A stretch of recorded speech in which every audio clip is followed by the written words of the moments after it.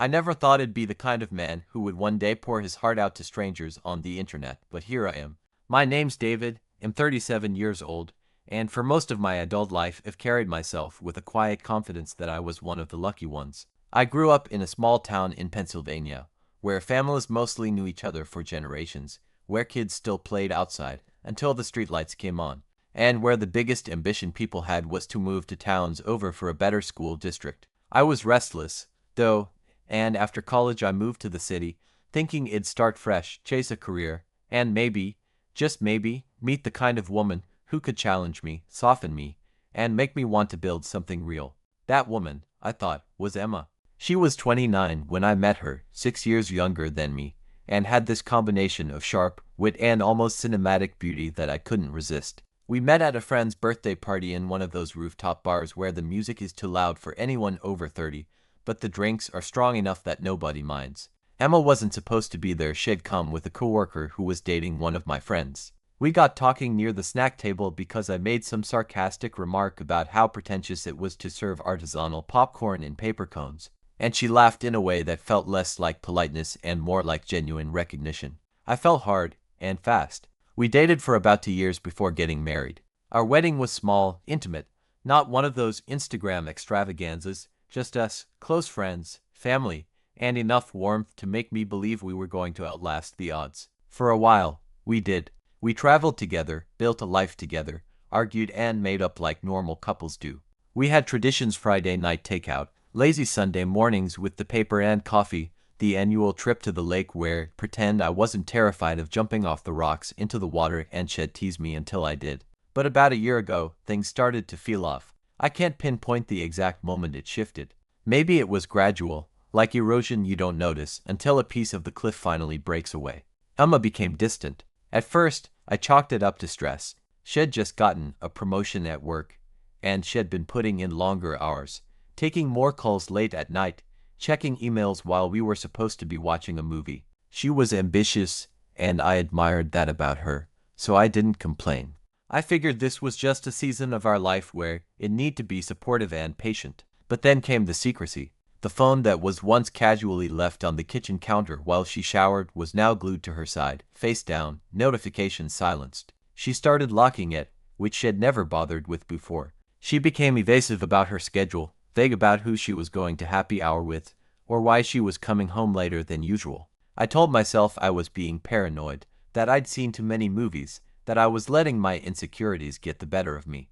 After all, Emma had always been trustworthy. She had this way of looking me straight in the eye that made me feel like I was the only man in the world she could ever want. Still, the doubts grew.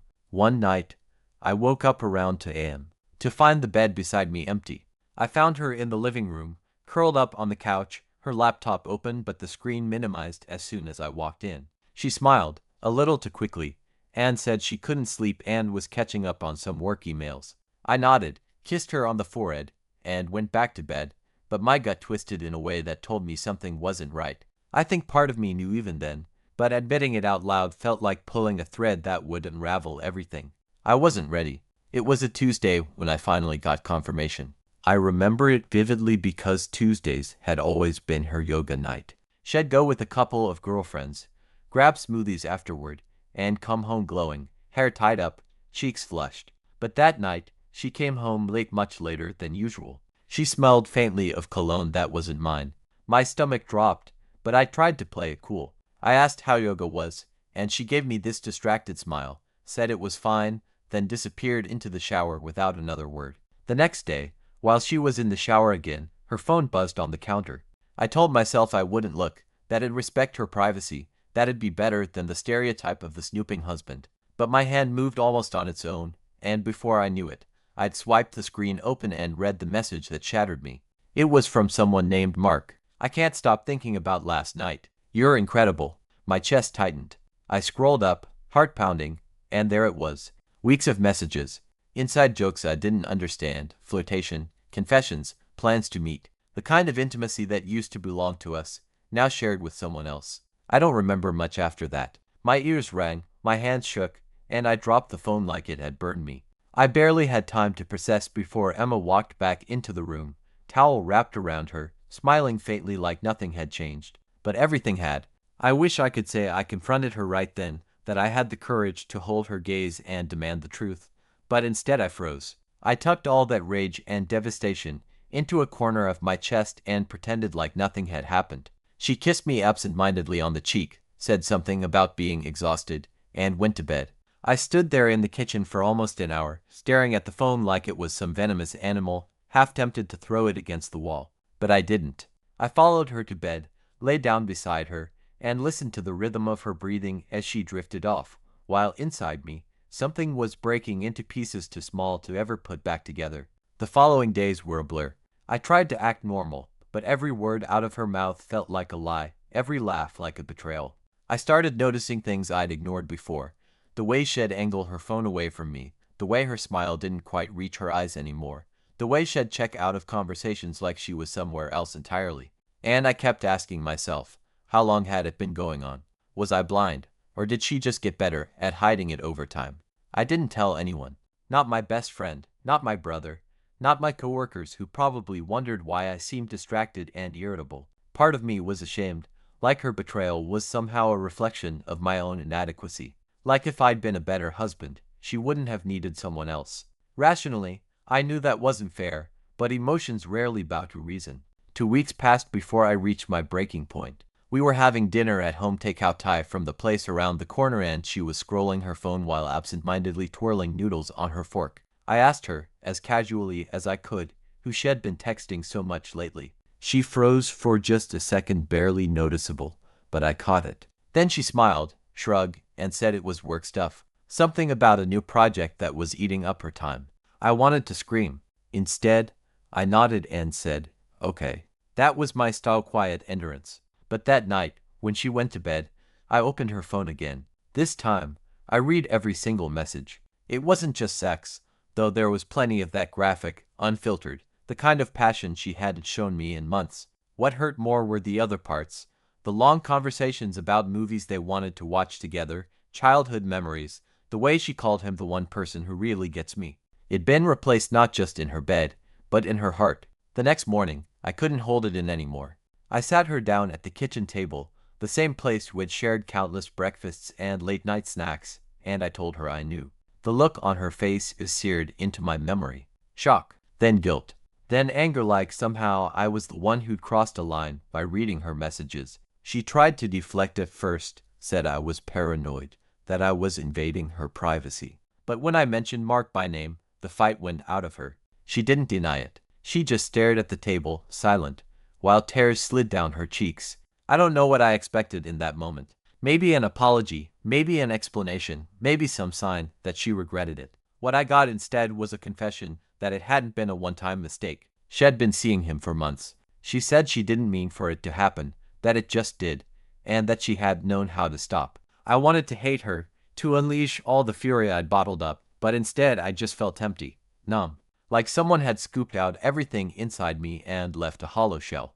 We talked to her rather. I listened while she talked. She said she still loved me, that what we had was real, that she had been confused and caught up in something that spiraled. She begged me not to give up on us. She swore she'd end it with him, delete his number, block him, whatever it took. And the worst part, a piece of me wanted to believe her, because the alternative, that the woman I'd built my life around, the woman I'd trusted more than anyone, had chosen someone else over me, was too much to bear. The days after that conversation were the strangest of my life. We coexisted in this fragile limbo, walking on eggshells, both of us pretending we were trying, but in reality just avoiding the inevitable. She cried a lot, sometimes in the shower where she thought I couldn't hear, sometimes right in front of me when the guilt spilled over. I stayed quiet, watching, analyzing, trying to decide if I could ever live with the shadow of her betrayal. I wanted to. God, I wanted to rewind time to the nights when we'd curl up on the couch and laugh at dumb TV shows, to the mornings when she'd steal sips of my coffee even though she had her own cup. But every time she touched me, every time she said my name, all I could see were the words she'd typed to him, the intimacy they shared that used to belong only to us. We tried therapy. 3 sessions. She sat there wringing her hands, swearing she wanted to rebuild what we had.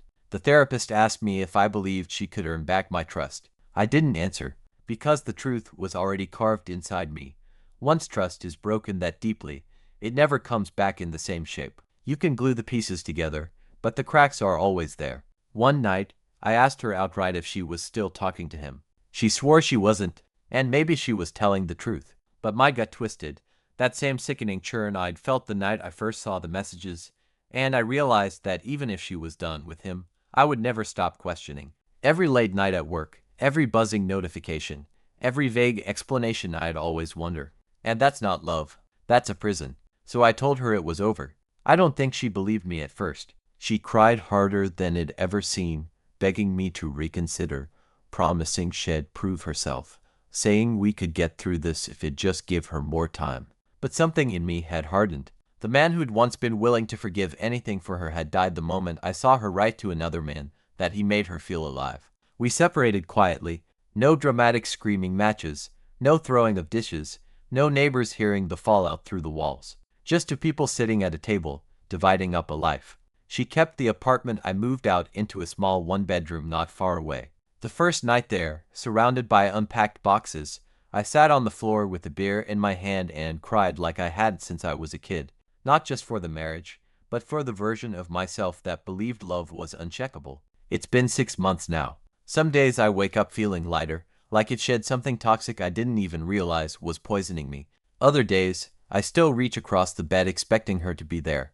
I see couples walking hand in hand on the street and wonder if they, too, are one secret away from collapse. I'm more cynical now, more cautious, but maybe that's just what happens when the rug gets pulled out from under you.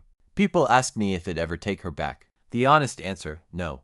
Not because I don't still love parts of her, I do, but because love without trust isn't love. It's self-destruction.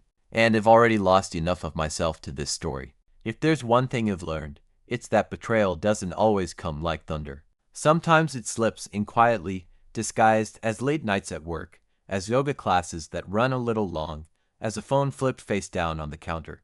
And sometimes you don't see it until it's already burned everything you thought was solid to the ground. But here's the other thing I've learned. You can survive it. You can claw your way out of the wreckage, even when it feels impossible, and you can start again. I'm not there yet, not fully. But every day, I move a little further from the man who lay in bed pretending not to notice his wife slipping away, and a little closer to the man who finally said enough. And maybe that's the real ending. Not forgiveness, not reconciliation, not even revenge. Just survival, and the hope that someday, somewhere down the line, trust won't feel like such a fragile thing.